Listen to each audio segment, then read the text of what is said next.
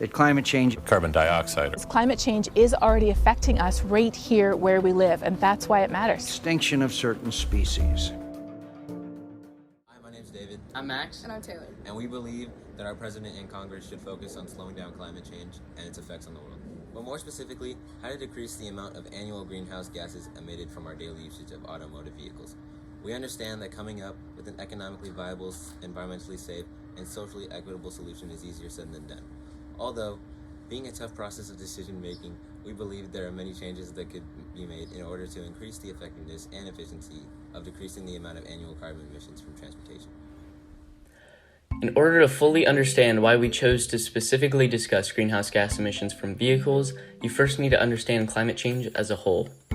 The oldest recorded instance of climate change was noted back during the 19th century, but it wasn't until after many years of research, sometime in the 20th century, that scientists could prove that climate change and its effects were real. Over time, greenhouse gases in the atmosphere increase as civilizations, nations, and countries develop.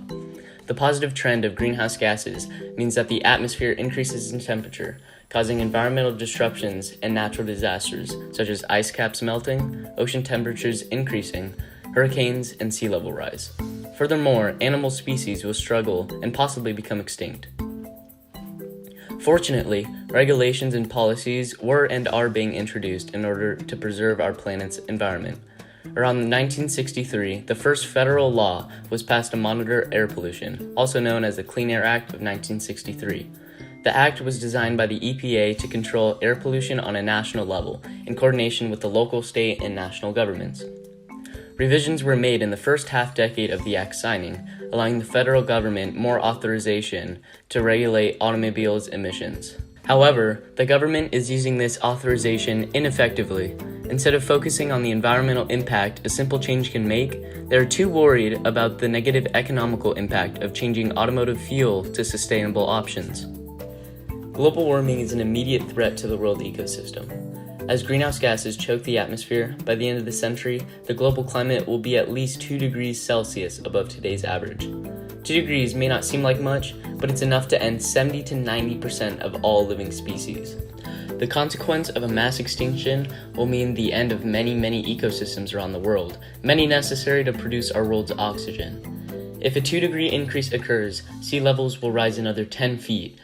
More abundant, severe storms will occur. Extreme droughts followed by raging fires will be the norm, and a butterfly effect of consequences to the human race will spell disaster. In order to stop these events from proceeding, we must make a change in the way we live. To better understand how regulations affect certain automobile companies and their production, we decided to interview Robert Bienenfeld, whose job was for Honda under the Department of Energy and Environment Strategy. I was responsible for energy and environment strategy, which involved working with the government on regulations and policies for pollution from automobiles. And what specifically did you do for your job? Every few years, the government would propose new regulations for automobiles.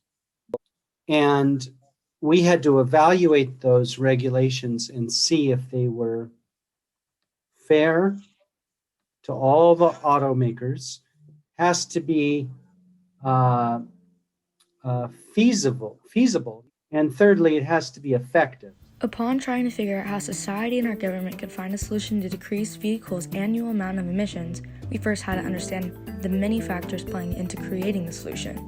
One main reason finding solutions is difficult is because new policies and regulations need to be easily adopted with societal norms. The key points for addressing climate change are how to make improvements without totally disrupting society.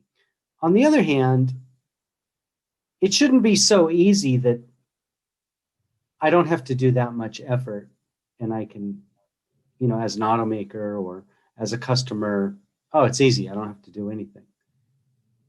So you have to find that knife edge balance between too much and too Other little. key reasons are because of our technological advances being very costly and people being unwilling to change their ways.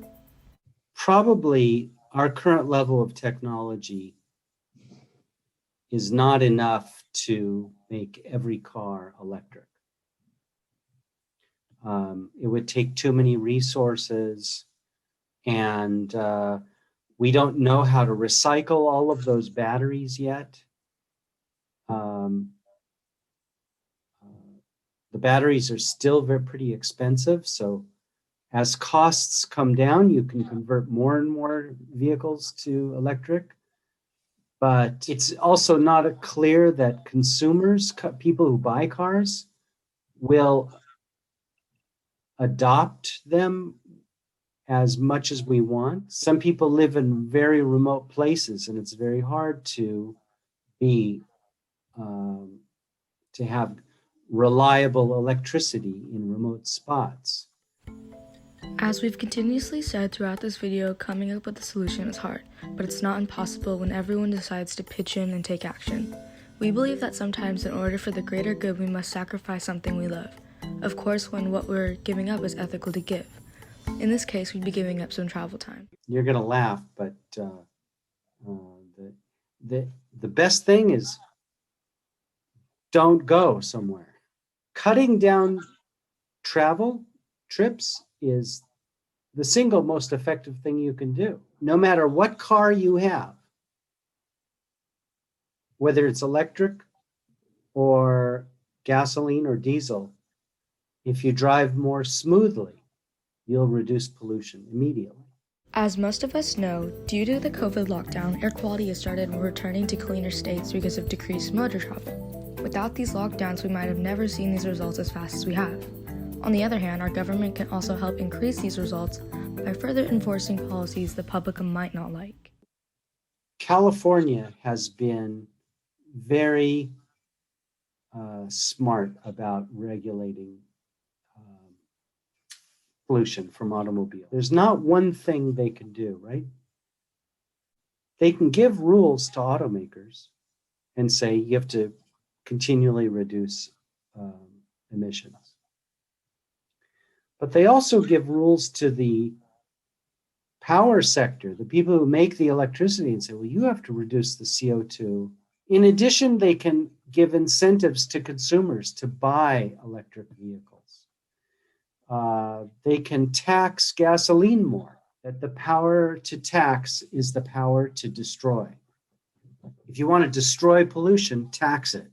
So this presidency, we ask our government and president to try and focus on strengthening the federal government's policies and regulations pertaining to transportation vehicles and decreasing their amount of greenhouse gases emitted. At least until we can find a more permanent solution to slow down climate change, we should all focus on traveling less to promote a clean and healthy planet. Thank you for taking the time to watch our video, and we hope that more people pass on our message because everyone can help contribute to slowing down climate change, one step at a time.